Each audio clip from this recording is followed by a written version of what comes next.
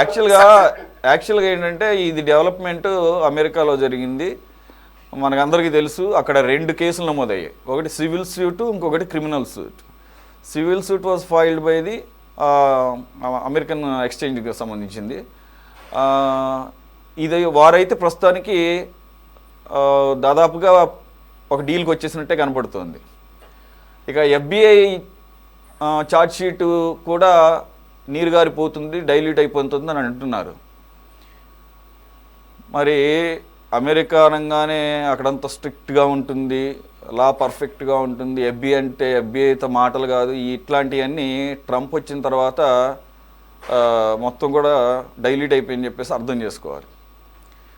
వ్యూవర్స్కి అర్థం కావడం కోసం ఇది ఇండియాలో చేసుకున్నటువంటి ఒప్పందాల్లో అదాని కొంత రాష్ట్ర ప్రభుత్వాల యొక్క పెద్దలకి భారీ ఎత్తున లంచాలు ఇచ్చాడని. మరి ఇక్కడ ఇస్తే అమెరికాకి ఏం సంబంధం అనే బేసిక్ డౌట్.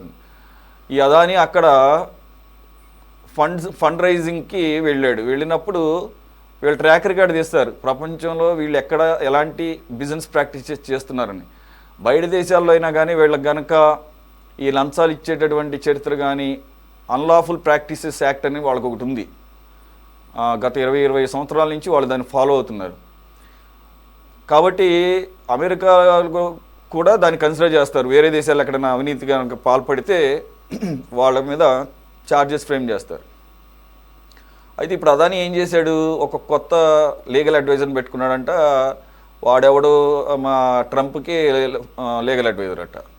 సో మొత్తానికి అలాగే మనకందరికీ తెలుసు ఇది బైడెన్ ఉన్న సమయంలో ఫ్రేమ్ అయినాయి 2024లో.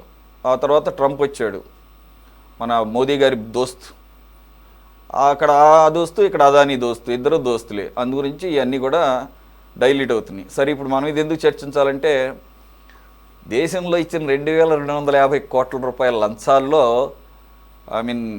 సింహభాగం మన ఆంధ్రప్రదేశ్లో టాప్ ఎగ్జిక్యూటివ్కి వెళ్ళిందట. టాప్ ఎగ్జిక్యూటివ్ అంటే ఎవరు?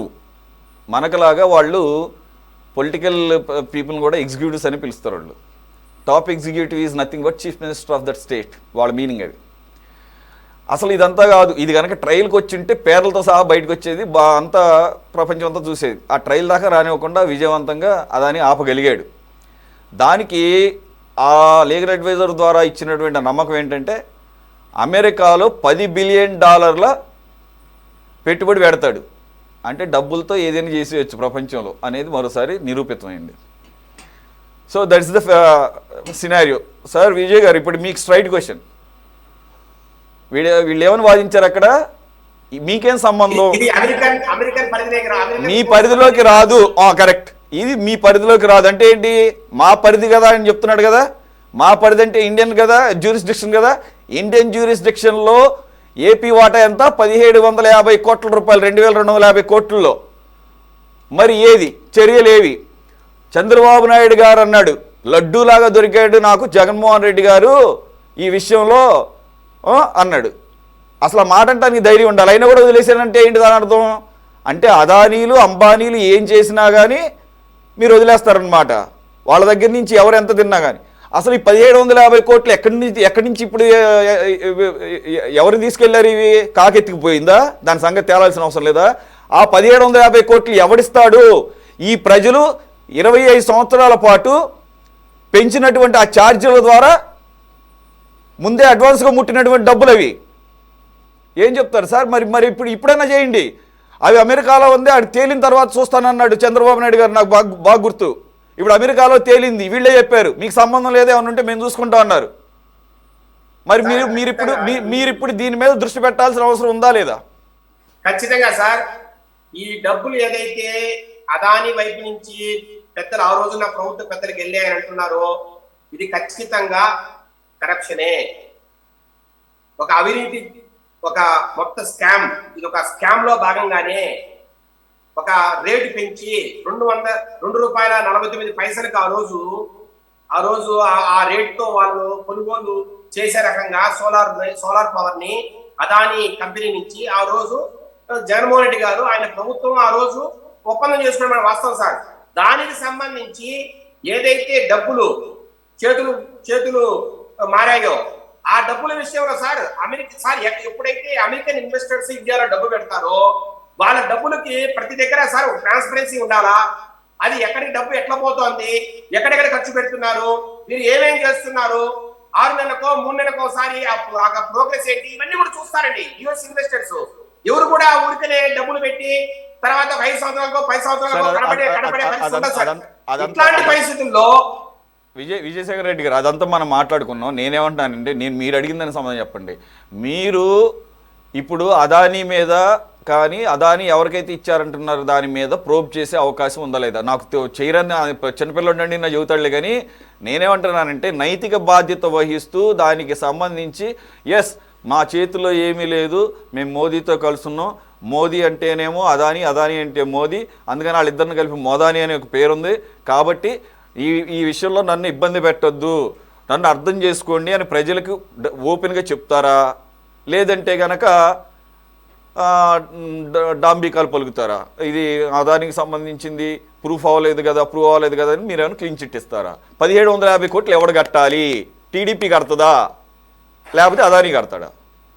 సార్ ఇక్కడ సార్ ఇది డబ్బులు చేతులు మారాయి అనేది ఎక్కడా కూడా ప్రూఫ్ ఉండే పరిస్థితి ఉండదు సార్. ఇదో ఈ 500 కోట్లు ఒక వ్యక్తికి ఇచ్చా, ఈ 1000 కోట్లు ఒక వ్యక్తికి ఇచ్చా, లేదంటే ఈ 100 కోట్లు ఒక వ్యక్తికి ఇచ్చా ప్రూఫ్ ఎక్కడ దొరకదు సార్. ఇక్కడ ఏమవుతుందంటే ప్రూఫ్స్ మీకు తీసుకురావడం చేత కాదేమో. ఆ ప్రూఫ్స్ అన్ని చూపించి ఒక్క నిమిషం ఆగండి.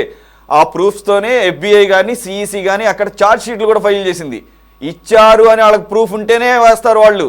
ఇక్కడలాగా ఎలా పడితే అలా సూట్లు వేయరు, తెలిసిందే కదా, మీరు కూడా బయట ఉన్నారు కదా. కాబట్టి మీరు ఓపెన్గా చెప్పేసేయండి మా పరిస్థితి ఇది. మీరు విజయశేఖర్ రెడ్డి గారు మీరు కూడా ఓపెన్గా చెప్పండి. ఇదిగోండి విజయశేఖర్ రెడ్డి నేను చెప్తున్నాను, మా చంద్రబాబు నాయుడు గారు అయినా మేమైనా చేయగలిగింది ఏం లేదు, నిమిత్త మాత్రులను అశక్తులను అదానీని మోదీని దాటి అమెరికాని ఏం చేయలేనప్పుడు ఇంక మేమేం చేస్తామని ఓపెన్గా చెప్పేసేయండి. ఓకే మా కర్మ ఓకేరా బాబు, మా కర్మరా బాబు. ఏంటి 2250 కోట్లలో 5 రాష్ట్రాలు 4 రాష్ట్రాలు ఒక్క మనకే 1750 కోట్లు బొక్క పడిపోయిందంటే ప్రజలకి మా దరిద్రం మా దురదృష్టం అనుకుని అలా ఉంటాము, లేదా మా చేతిలో ఉన్న ఓటుతో ఏదో ఒకటి తేల్చుకుంటాం మేము 3 సంవత్సరాల తర్వాత. ఇంతవరకు చంద్రబాబు నాయుడు గారి దగ్గర నుంచి కానీ గవర్నమెంట్ దగ్గర నుంచి ఎట్లాంటి ప్రకటన రాలేదు సార్. ఇవన్నీ కూడా నిశ్చితంగా గమనిస్తున్నారు.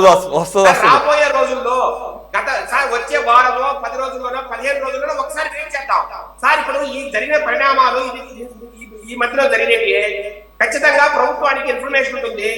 ఈ ఇన్ఫర్మేషన్ వచ్చిన తర్వాత మరింత మనం ముందుకు పోవాలనా, ప్రూఫ్స్ కానీ అన్ని కాంక్రీట్ గా గట్టిగా ఉన్నాయా అన్ని చూసిన తర్వాత అదాని అయినా సార్ అద్వానీ అయినా లేదా అంబానీ అయినా ఎవరిని వదిలే ప్రశ్నే ఉండదు సార్. సార్ వదిలేండి సార్,